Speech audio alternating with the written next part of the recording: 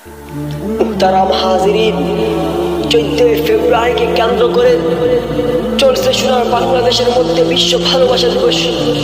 বিশ্ব ভালোবাসা দিবসে চলছে হাজারো বেহায়াপনা, হাজারো অশ্লীলতা, চলছে জিনা আর ধর্ষণ আর দর্শন।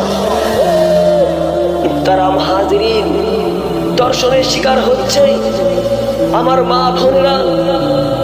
কাজেই যারা বিশ্ব ভালোবাসা দিবসকে কেন্দ্র করে আমার মা বোনদেরকে দর্শনের শিকার করতে বাধ্য করছ, তোমরা শুনে রাখো, এটা মুসলমানের দেশ। আর মুসলমানের দেশে একজন মুমিন বান্দা বেঁচে থাকবে আর কোনো অশ্লীলতা চলবে, এটা কখনো সম্ভব হতে পারে না, কখনো সম্ভব হতে পারে না, কখনো সম্ভব হতে পারে না। মুহতারাম হাজিরিন, কাজেই যতদিন বাঁচবো